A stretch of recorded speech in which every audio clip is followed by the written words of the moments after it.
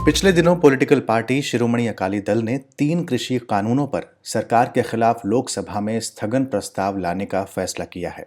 आखिर क्या होता है स्थगन प्रस्ताव और ये ध्यानाकर्षण प्रस्ताव से किस तरह अलग है, जानेंगे इसे।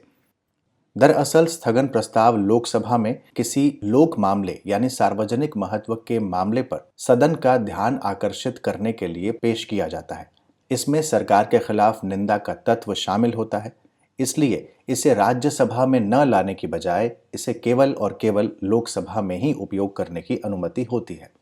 ये एक तरीके का असाधारण टूल है क्योंकि ये सदन की सामान्य कार्यवाही को बाधित करता है और इसे स्वीकार करने के लिए 50 सदस्यों के समर्थन की जरूरत होती है।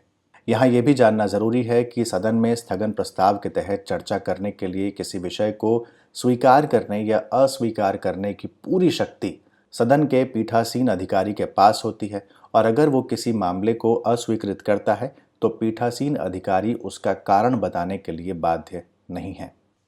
अब सवाल है कि अगर ये सदन का ध्यान आकर्षित करने के लिए पेश किया जाता है तो ध्यान आकर्षण प्रस्ताव क्या होता है।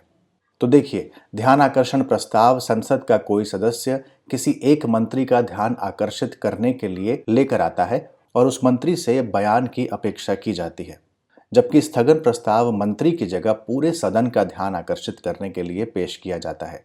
ध्यान आकर्षण प्रस्ताव को राज्यसभा में भी लाया जा सकता है और लोकसभा में भी, जबकि स्थगन प्रस्ताव केवल और केवल लोकसभा में ही प्रस्तुत किया जाता है।